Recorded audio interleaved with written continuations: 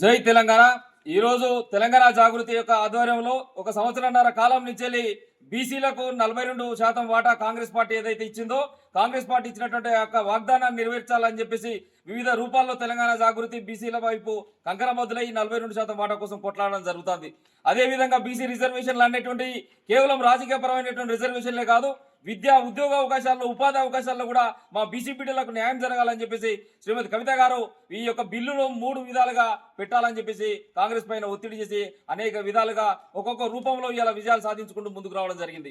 ఈరోజు 42% బీసీ వాటా పైన కాంగ్రెస్ పార్టీ ఒకవైపు, బీజేపీ పార్టీ ఒకవైపు, రెండు జాతీయ పార్టీలు ద్వంద్వ వైఖరితోని ఒకరి మీద ఒకరు పెట్టుకునేటువంటి పరిస్థితి ఇలా ఉన్నది.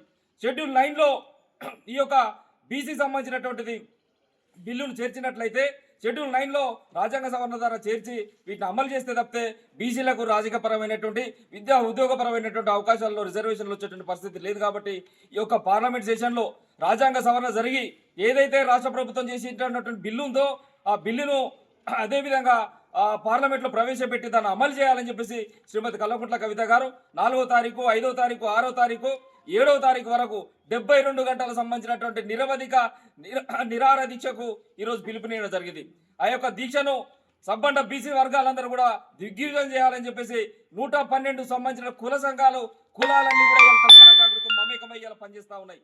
కాబట్టి యావత్ తెలంగాణలో ఉన్నటువంటి విద్యార్థి సోదరులు, యువజన సోదరులు, అదేవిధంగా మేధావి వర్గం అంతా కూడా ఈ యొక్క దీక్షకు సంఘీభావంగా కదిలి రావాలని చెప్పేసి ఈ యొక్క గోడ ప్రతులను ఇలా తెలంగాణ యూనివర్సిటీలో ఆవిష్కరించుకోవడం జరిగింది. దీనికి మద్దతుగా వచ్చేసినట్టు మా విద్యార్థి సోదరులందరూ కూడా హృదయపూర్వకంగా తెలంగాణ జాగృతి తరపున కృతజ్ఞతలు, అభినందనలు తెలియజేస్తున్నాం. జై తెలంగాణ, జై జాగృతి, జై కవితక్క. పార్లమెంట్ లో బీసీ బిల్లును వెంటనే, పార్లమెంట్ లో బీసీ బిల్లును వెంటనే.